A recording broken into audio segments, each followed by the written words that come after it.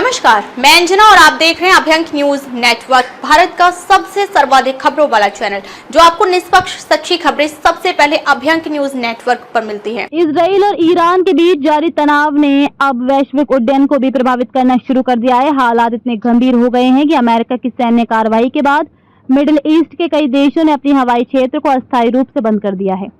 इस निर्णय का असर भारत तक देखने को मिला है, जहां एक अंतर्राष्ट्रीय उड़ान को आधे रास्ते से वापस लौटना पड़ा। रविवार 22 जून 2025 की सुबह ब्रिटिश एयरवेज की फ्लाइट नंबर BA276 चेन्नई से लंदन के लिए रवाना हुई थी। विमान सुबह 6:24 पर उड़ान भरने वाला था। हालांकि ये अपनी निर्धारित समय सीमा से लगभग 1 घंटा देरी से रवाना हुआ।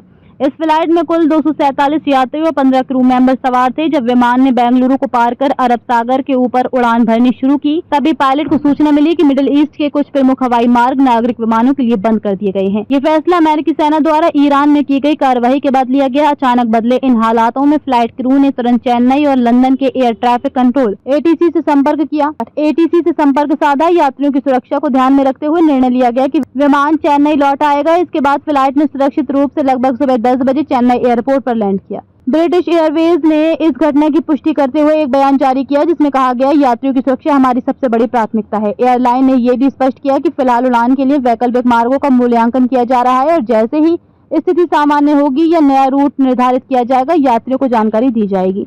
सिर्फ यही एक फ्लाइट नहीं, बल्कि चेन्नई एयरपोर्ट से खाड़ी देशों के लिए रवाना होने वाली कई अन्य उड़ानें भी प्रभावित हुई हैं। इनमें कुवैत, दोहा, दुबई, शारजा और अबू धाबी जाने वाली फ्लाइट में घंटों की देरी देखी गई। यात्रियों को एयरपोर्ट पर इंतजार करना पड़ा और कुछ को होटल में ठहराया गया। ताजा खबरों के लिए अभ्यंक न्यूज नेटवर्क पेज को फॉलो करें और लाइक करें, सब्सक्राइब करें, बेल आइकन को दबाना ना भूलें।